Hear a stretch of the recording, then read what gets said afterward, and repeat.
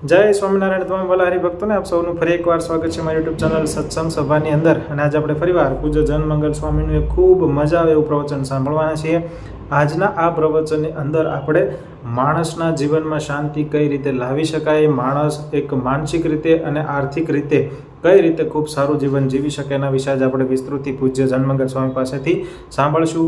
આનંદ, jokes અને મનોરંજનથી ભરપૂર પ્રવચન રહેવાનું છે, કારણ કે અત્યારના આ યુગમાં કોઈ પણ પ્રકાર જો માણસ ઉગ્ર બની જાય અથવા ઘરેલું કે કોઈ પણ જગ્યાએ ઝઘડો કરે તો એમાં જે ઝઘડો કરનાર બે વ્યક્તિ હોય કે સમાજ હોય એને કંઈ ફાયદો થવાનો નથી. એવામાં ત્રીજા કોઈ વ્યક્તિ એનો લાભ કઈ રીતે લઈ શકે એના વિશે આજે આપણે ઉદાહરણ સાથે વિસ્તૃત આ પ્રવચન સાંભળશું. તો વિડીયો સંપૂર્ણ જોજો. વિડીયો ગમે તો લાઇક કરો, ચેનલને સબસ્ક્રાઇબ કરો. અને આજે આપણે પૂજ્ય જનમંગલ સ્વામી પાસેથી શીખીએ કે કઈ રીતે માણસ જીવન એકદમ માનસિક શાંતિ અને ખૂબ આનંદદાયક રીતે જીવી શકે છે. તો આવો આજનું પ્રવચન શરૂ કરીએ. જય સ્વામિનારાયણ. કારણ કે શાંતિ છે ને કોઈ વસ્તુ, દુકાન કે કોઈ વ્યક્તિ આગે નથી. માણસ પોતે સમજણથી દુઃખી થાય છે અને સમજણથી સુખી થાય છે. સમજણ જો આપણા જીવનમાં આવી જાય તો વસ્તુ કે વ્યક્તિ કે કોઈ આપણી આગળ સુવિધાઓ ન હોય તો અંદરથી આનંદ આવે. આપણા ઋષિ મુનિઓ જંગલોમાં રહેતા અને નદીમાં જ નહાતા, કોઈ બાથરૂમ નહોતા, કોઈ કપડા એવા નહોતા, એને કે કોઈ શણગાર નહોતા, કોઈ ખોરાક નહોતા, કોઈ વાહન નહોતા, પણ કોઈ ઋષિ મુનિઓ મૂંઝાણા નથી, કોઈ આત્મહત્યા નથી કરીને આનંદથી જીવન પૂરા કર્યા છે. લાંબી આયુષ્ય હતી તો પણ. આજે માણસ આગળ બધું છે, પણ આજે પરિવારના પ્રશ્ન પણ માણસની અંદર, ઘરમાં પણ શાંતિ નથી મળતી. તો આપણે આજે એને વિશે ભગવાન સ્વામિનારાયણે આપણે જે રસ્તો બતાવ્યો છે, આપણા ગુરુ પરંપરાએ રસ્તો બતાવ્યો છે, જે આપણા શાસ્ત્રોમાં રસ્તો બતાવ્યો છે શાંતિ માટે, એને વિશે આપણે ચર્ચા કરીશું.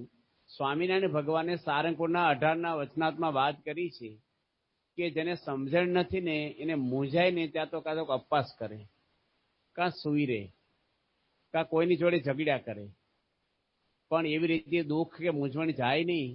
પણ જો સમજીને જેની જોડે પ્રશ્ન થયો છે એની જોડે બેસીને સમજુ માણસ સુખી થાય છે. અને ભગવાન કીધું એ થકી મૂંઝવણ ન થાય, છેલ્લી વારે મરે પણ ખરું જો મૂંઝાઈ જાય તો વધારે.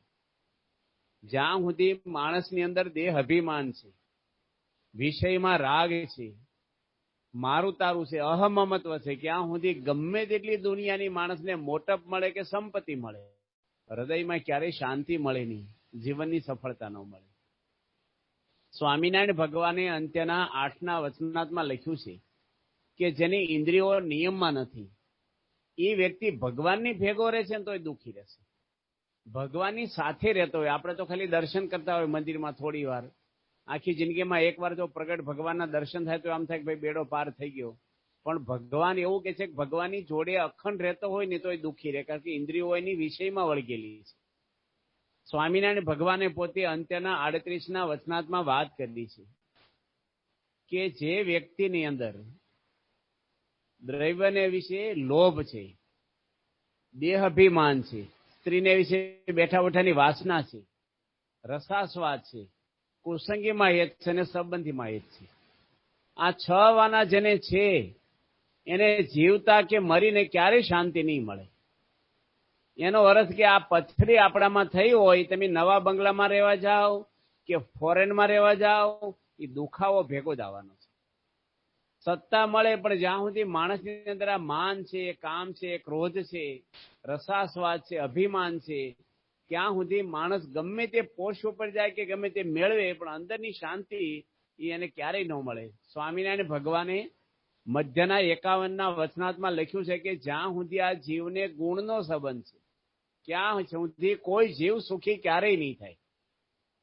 ગુણનો સંબંધ કહેતા રજોગુણ તમોગુણના વેગ આવે માણસની અંદર, કામ ક્રોધના. એટલે સ્વામિનારાયણ ભગવાને અંત્યના 11ના વચનાત્મા લખ્યું છે કે અખંડ શાંતિ કેમ મળે. મુક્તાનંદ સ્વામીનો પ્રશ્ન છે કે સમાધિમાં જે શાંતિ મળે છે એવી સમાધિ વગર અખંડ શાંતિ કેમ મળે. સમાધિમાં તો આપણે કોઈને અનુભવ નથી, ભાઈ સમાધિ કોઈ થઈ નથી, પણ ઊંઘમાં જ જાય ત્યારે આપણે ખબર પડે છે કે કોઈ બોલી ગયું હોય, કંઈક આપણે દુખાવો થયો હોય, અથવા આપણે આર્થિક કઈ મુશ્કેલીમાં આવી ગયા હોય, પણ ઊંઘી જાય ને ત્યારે બધું જ મનમાંથી આપણે કોઈ સતાવતું નથી ઊંઘમાં. એવી રીતે સમાધિ વગર પણ સમાધિનું સુખ તો લખ્યું છે પણ આપણે અનુભવ્યું નથી, પણ એવી શાંતિ અખંડ કેમ મળે ત્યાં સ્વામિનારાયણ ભગવાને ઉપાય શું બતાવ્યો છે કે પોતાના શરીરમાં આત્મબુદ્ધિ છે એવી ભગવાનના ભક્તને વિશે આત્મબુદ્ધિ જેને થાય તેને સમાધિ વગર અખંડ શાંતિ રહે. જે આપણે યોગી બાપામાં જોતા, યોગી બાપા કહેતા કે 50 વર્ષથી એક ધારું સુખ આવે છે, અખંડ સુખ આવે છે, એક ધારું. હવે એને કોઈ સુવિધાઓ આપણે અત્યારે ભોગવી છે એમાંની એક પણ નહોતી દેખી. કપડા એવા પહેરતા, 3 દાડે અપવાસ કરતા, કંતાન ઉપર સૂતા, ઠંડા પાણી શિયાળામાં નાતા, તળાવે નાવા જતા, અને એને કોઈ સુખ એવું દુનિયાનું આપણે જે સુખ માન્યું છે ને એમાંની કોઈ નહોતું. પણ એની આગળ મોટા મોટા શેઠિયાઓ ફીકા લાગે એવું એનું હસવું, એની શાંતિ, એનો આનંદ. દેશ વિદેશમાં બધા માણસો આજે એના દર્શન માટે દોડાદોડી કરતા, કારણ કે યોગી બાપાના હૃદયમાં કોઈના માટે કાંઈ નહોતું. ભગવાનના ભક્તોનો મહિમા અને મહારાજની ભક્તિ એને લઈને એના હૃદયમાં અખંડ શાંતિ રહેતી. એટલે આપણું વિચાર કેવા છે, આપણું વલણ કેવું છે, આપણું વર્તન કેવું છે, એની પર આપણે શાંતિનો આધાર છે. જેવા સાથે તેવા, એ તો આપણે સમાજમાંથી શીખી ગયા કે જેવા હોય એવા સાથે આપણે એવું થઈ જવાય. પણ યોગીજી મહારાજ એવું કહે છે યોગી ગીતામાં કે સહન કરે એના હૃદયમાં શાંતિ રહે. આપણે સમાજમાં કેવું હોય, એને સામે સંભળાઈ દઉં તારે મને શાંતિ થશે. બાપા કે સહન કરે એને શાંતિના ફુવારા છૂટે એવું લખ્યું છે. આજે અમે સંભળાવી દેવું નહીં, શાંતિ તમોગુણી શાંતિ છે, તામસ શાંતિ છે, ઓરિજિનલ શાંતિ નથી. સહન કરવું, જેની સહન કર્યું છે એને ક્યારેય વિક્ષેપ નથી થયો. યોગીજી મહારાજ પોતે આખી જિંદગી સહન કર્યું છે. શું સહન કરવાનું છે? સંજોગો સહન કરવાના છે. નિષ્ફળતા મળી આપણને, અપમાન સહન કરવાનું છે, આપણું ધાર્યું ન છું એ પણ સહન કરવાનું છે, અને હામાં માણસના સ્વભાવ સહન કરવાના છે. આપણે સમૂહમાં રહીએ છીએ, એકલા જંગલમાં નથી રહેતા. સમૂહમાં રહીએ એટલે એકાબીજીની પ્રકૃતિ, સ્વભાવ કંઈક આપણને દેખાય, અને એ આપણે જયારે ચલાવી લેવું, થોડું નમી દેવું, એ તો આપણી શાંતિ રહે. પણ પ્રકૃતિ સામે આપણી પ્રકૃતિ બહાર આવે એટલે પેલાની શાંતિ નહીં, આપણની શાંતિ નહીં. પ્રમુખ સ્વામી મહારાજ એક સભામાં વાત કરી હતી કે બધાને સહન કરવું તો શાંતિ રહે. તો એક ભાઈ ઉભા થઈને બોલ્યા કે ક્યાં સુધી સહન કરવાનું? બાપા કે વધારે નથી કરવાનું, આપણે જીવી ક્યાં સુધી કરવાનું છે. 2 વસ્તુ છે, સહન કરો કે ઝઘડો કરો, ત્રીજો કોઈ રસ્તો નથી. એમાં આપણે શાંતિ શામાંથી મળે? સહન કરવાથી જ મળે. આપણા ઘરમાં ઉંદર મરી ગયો હોય, જો આપણું માથું ફાટ્યા કરે, ગંધ આવ્યા કરે, અને બહાર નો નાખો ક્યાં સુધી આપણે એની ગંધ આવ્યા જ કરે. પણ એને પકડીને બહાર ફેંકી દો તો ગંધ ના આવે. કોઈ આપણે બોલી ગયું, કહી ગયું, અથવા કોઈ ધોલ મારી દીધી. હવે ધોલ મારી દે તો આપણે 5 મિનિટ સસરે કરે, 10 મિનિટ સસરે, પણ ધીરે ધીરે આપણે દુખાવો બંધ થઈ જાય. પણ આપણે ધોલ મારી બીજાને કે કરીએ કાયમ માટે તો અઠવાડિયા સુધી શાંતિ ન રહે આપણે. પણ એને ભૂલી જવું જોઈએ. આપણે આમ તો શાસ્ત્રમાં લખ્યું આપણું ખરાબ કરે ને એનું સારું કરવું. દુઃખ તો આવવાના દરેકને. ગુણાતીતાનંદ સ્વામી પોતે લખ્યું છે કે આ લોકમાં ભગવાનને દુઃખ આવ્યા છે. ભગવાન તો હવનું ભલું કરવા આવ્યા છે, છતાંય ભગવાન રામને દુઃખ આવ્યા, સીતા માતાને દુઃખ આવ્યા, કૃષ્ણ પરમાત્માને દુઃખ આવ્યા છે, સ્વામિનારાયણ ભગવાનને દુઃખ આવ્યા છે. દુઃખ તો દરેકના લોકમાં આવે ને આવે છે. પણ દુઃખ જો સહન કરીએ ને આપણે, તો ભગવાન તો મદદ કરે, પણ ધીરે ધીરે આપણને શાંતિ રહે અને દુઃખમાં આપણે લેવાય ના છીએ. સમૂહમાં રહીએ એટલે પ્રશ્ન તો નાના મોટા આવવાના છે. યોગીજી મહારાજ પોતે કોઈ સુવિધા નહીં, પણ દરેકને હું આપતા, કાંઈ પ્રશ્ન થાય તો સહન કરવાની વાત કરતા. ભૂલી જાઓ. પ્રમુખ સ્વામી આગળ ખાનગી કરવા હજારો હરિભક્તો આવ્યા છે, પણ બાપા દરેકને સમજણ આપતા. કોઈ જે બાપા કોઈને કહેતા નહીં કે કેસ કરો ને સામે ઠપકારો ને એની જેવા તમે થાવ ને દબાઈ દેશો તો કાયમ આપણે દબાવતા જ રહેશે. બાપા કે આપણે ભૂલી જવું, નમી દેવું.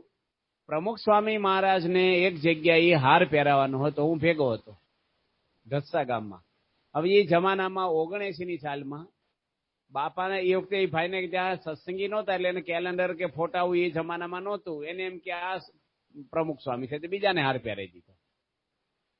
અને એક જ હાર હતો. બાપાને વાત કરી મેં ઉતારે, બાપા તમને હાર પહેરાવો હતો, આમને સ્વામી કેવા આપણને પહેરાવે છે, એક દડો ને લાભ મળે. બાપા સંતોષ ને આનંદ થઈ ગયો.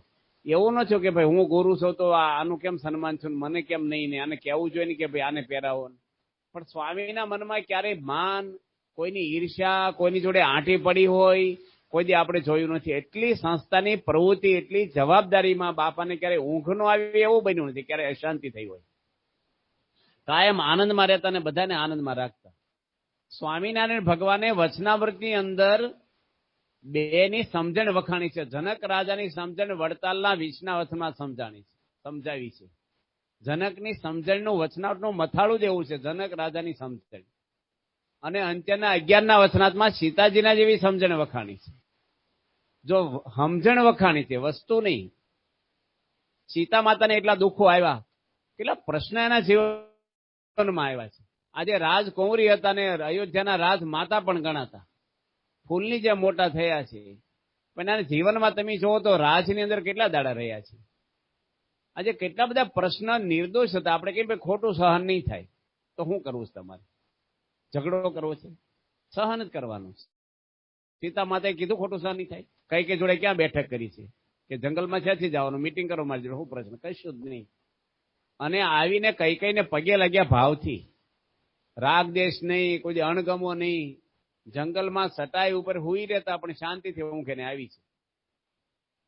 તો કહેવાનું શું કે સહન કરવાનું જ હોય. આપણે એ સમજણથી માણસ સુખી થાય છે. પ્રમુખ સ્વામી મહારાજ 89ની સાલમાં બોચાસનમાં ચંદ્રગ્રહણની સભા કરી હતી. લગભગ મોટા ભાગની રાત ગ્રહણમાં ગઈ છે. 3:30 વાગ્યા સુધી ગ્રહણ હતું રાતના, 11:30 થી. એમાં બાપાએ બહુ જ સરસ વાતો કરી હતી. પ્રમુખ સ્વામી અમે સામે જ બેઠા હતા. બાપા એ વખતે કીધું સખી સમજણમાં ઘણું સુખ છે. એ પદ ઉપર એટલું સરસ નિરૂપણ કર્યું. અને બીજું એક પદ સખી મેલી દે મનના મરોડને. મનના મરોડ એટલે મન ધાર્યું આપણું મૂકી દઈએ અને ભગવાનને સંત કેમ આપણે કરીએ. યોગી બાપા કહેતા ને કટ વળી જવું, નમી દેવું. એટલી બધી સરસ બાપાએ વાતો કરી હતી. કોને કેટલી સમજણ છે એ આમ ખબર ના પડે. આપણે ભણતા હોય ખબર પડે ભાઈ 9માં ભણે, 8માં ભણે છે, કાંઈ ને એટલું બેંક બેલેન્સ છે. એની સમજણનું કઈ માપ આવતું નથી. તાવ માટે આવે છે થર્મોમીટર, આપણે હોય ભાઈ તાવમાં પયાલો કે એટલો તાવ છે આને. અને હવા માટે બેરોમીટર આવે છે, દૂધ માટે લેક્ટોમીટર આવે છે. પણ હવે સમજણમાં મહારાજે વચનાથમાં લખ્યું છે અંત્યના પ્રથમના 74માં કે સમજણ છે ને માણસની આપતકાળે કળાય. આમ ભણતા જ હોય પણ પરીક્ષા આવે ને ત્યારે પેપર લખવામાં સમજણ પડે કે આપણે કેવી તૈયારી કરી છે. સત્સંગ તો બધા કરી છે, સત્સંગનું ફળ જ આ છે. આ સત્સંગનો લાભ શું છે કે સત્પુરુષના ગુણ આપણામાં આવે અને સારા ગુણ આવે એટલે માણસ સુખી થાય, દુર્ગુણ આવે એટલે માણસ દુઃખી થાય. કોઈ પણ ધર્મની વ્યક્તિ હોય, કોઈ પણ જ્ઞાતિની વ્યક્તિ હોય, જ્યાં સુધી આપણી અંદર માયાનો કચરો છે, મારું તારું, ઈર્ષા, રાગ દ્વેષ, ક્રોધ, ભેદભાવ, પક્ષપાત, ત્યાં સુધી માણસના હૃદયમાં જોઈએ એવી શાંતિ મળે નહીં. અને આવ્યા જ કરે આવેગ.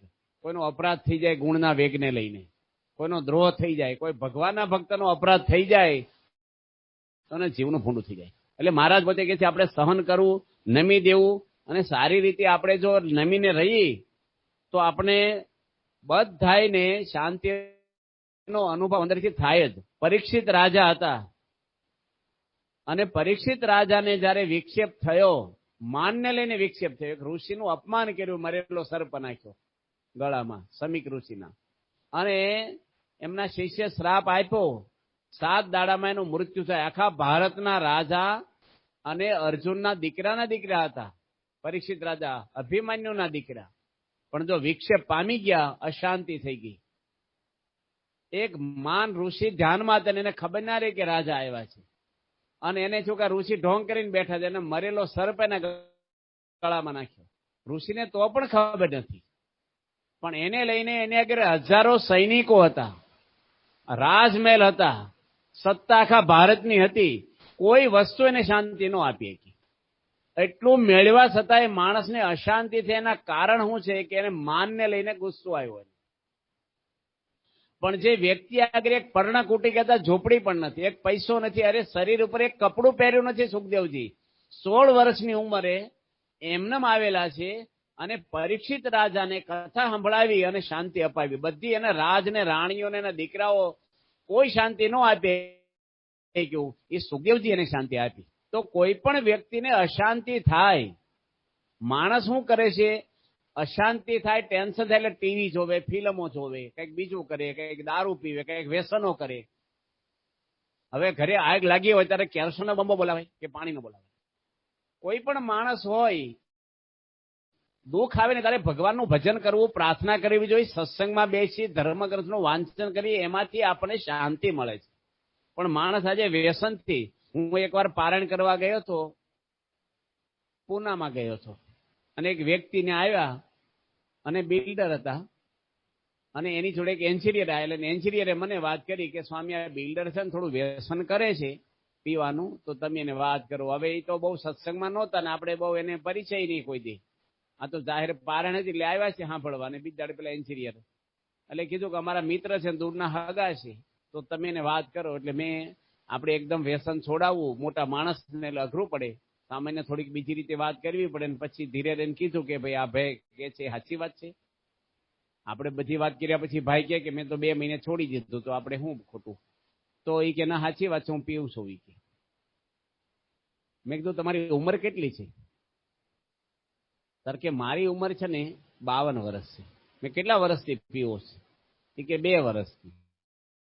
મેં 50 વર્ષ પછી હું વિટામિન ખૂટ્યા તમને? તાર મને કે તમને સમજ ના પડે. મેં કીધું તમે પાડો અમને.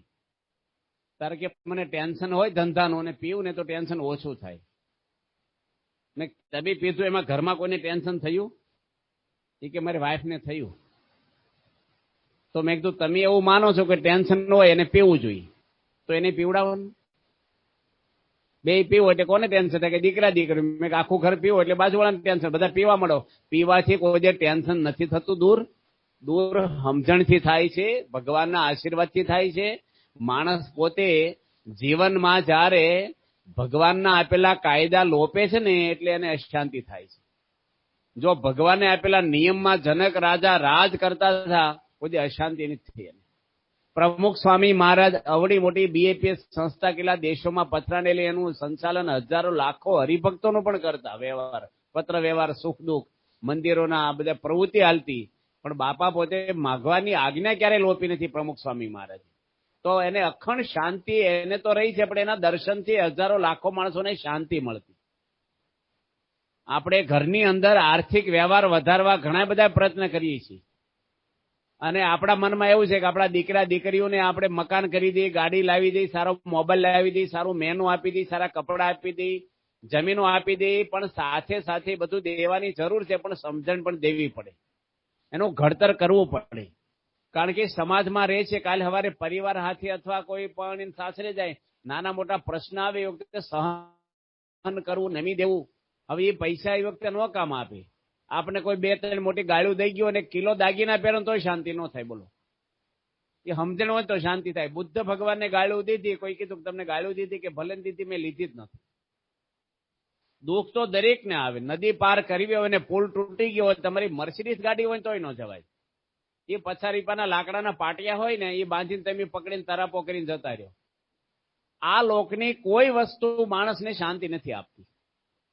આધ્યાત્મિક માર્ગમાંથી માણસ આગા પાછા થાય છે. માણસને આજે બધું આવડી ગયું, પણ એક આરતી શીખવી, ધર્મગ્રંથના 2 પાના વાંચવા, 5 માળા ભગવાનની ફેરવી, જે ભગવાનમાં શ્રદ્ધા હોય એની.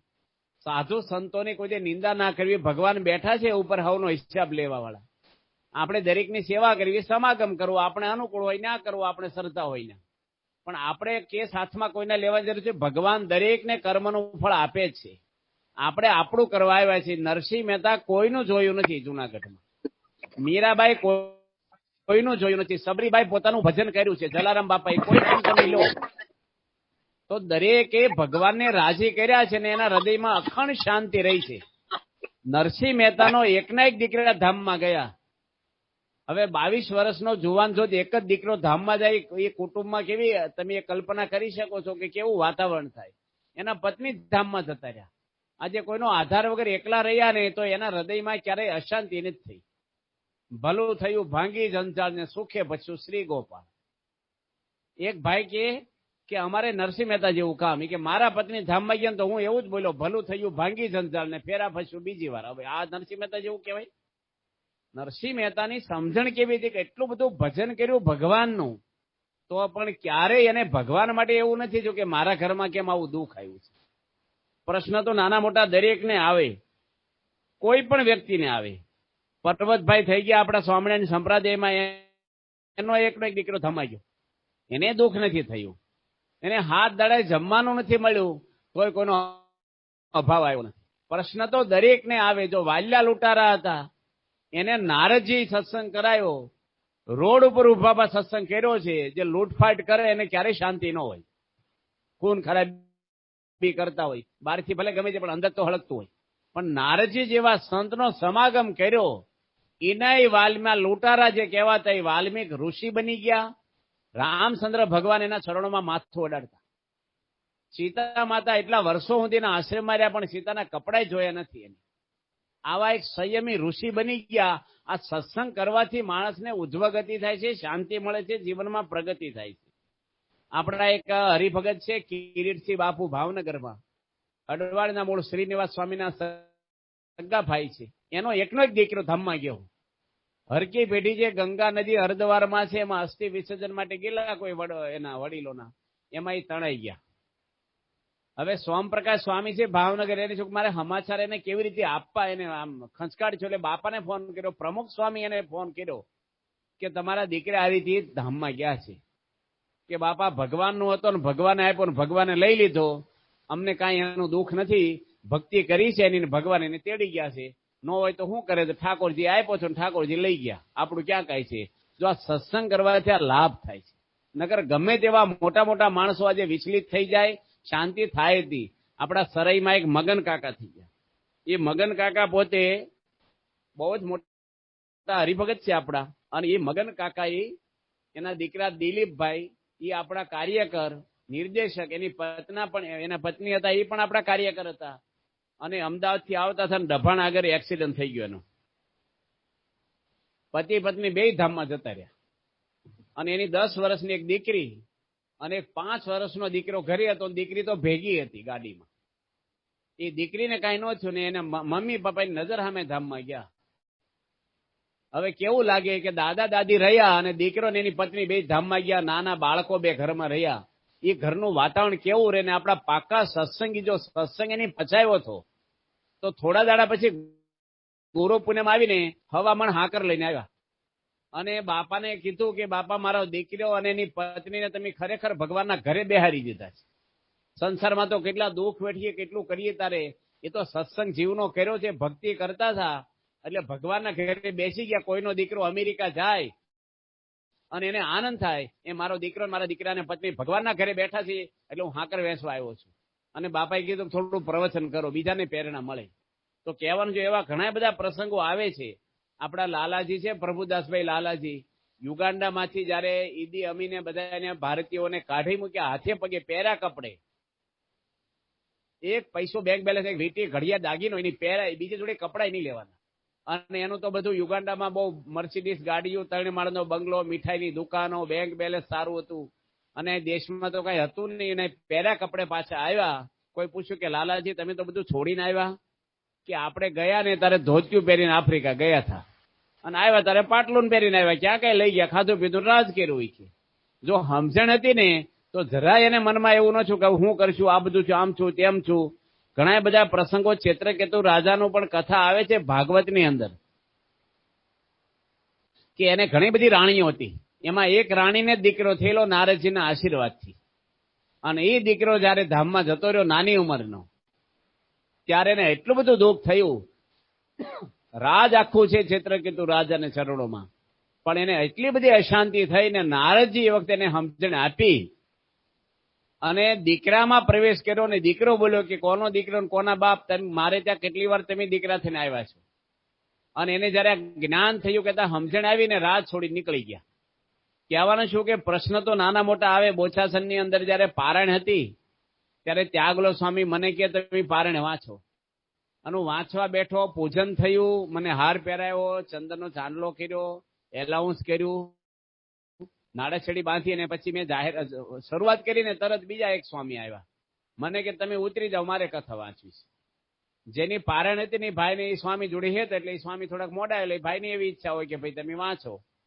પણ આપણે તરત ઉતરી ગયા. અને પછી બાપાને પ્રમુખ સ્વામીને મેં વાત કરી કે સ્વામી એને પારણ વાંચવું હોય તો થોડું વહેલા આવ્યા હોજો. મને તો જોઈને હરિભક્તો, આજના આ પ્રવચનની અંદર આપણે પૂજ્ય જનમંગલ સ્વામી પાસેથી શીખ્યા કે કઈ રીતે માણસે જીવન જીવવું જોઈએ. માણસે આ ભાગદોડભરી જિંદગીની અંદર લોભ લાલચ મૂકી અને ત્યાગી અને માણસે માત્ર મહેનતથી જે કમાયેલું ધન છે એના વડે ક્યાંક ને ક્યાંક સુખ પ્રાપ્ત કરવાનો પ્રયત્ન કરવો જોઈએ. એ બધી વાત આજે આપણે આ પ્રવચન અંદર સાંભળી. અભિમાન રહિત જીવન એટલે કે અત્યારે જો તમે વર્લ્ડ લેવલના અત્યારે યુદ્ધની જો વાત કરો તો ક્યાંક ને ક્યાંક મોટા નેતાઓની અંદર અભિમાન ભરેલી સ્થિતિની અંદર આજે અલગ અલગ દેશમાં યુદ્ધ જેવી પરિસ્થિતિ છે. તો આવી પરિસ્થિતિ ક્યાંક ને ક્યાંક આપણા ઘરમાં પણ માત્ર ને માત્ર દંભ અને અહમના લીધે થાય છે. તો એ અહમને કઈ રીતે સાઈડમાં મૂકી અને શાંતિથી જીવન જીવવું એ વાત આજે આપણે આ પ્રવચન અંદર શીખ્યા. તો આવા જ પ્રવચનો જોવા માટે અમારી ચેનલને જરૂરથી સબસ્ક્રાઇબ કરો, વિડીયો લાઇક કરો, વિડીયોને શેર કરો, નીચે જય સોમનાથની કમેન્ટ અવશ્યથી કરો. તો આવો મળીએ નવા જ પ્રવચન સાથે.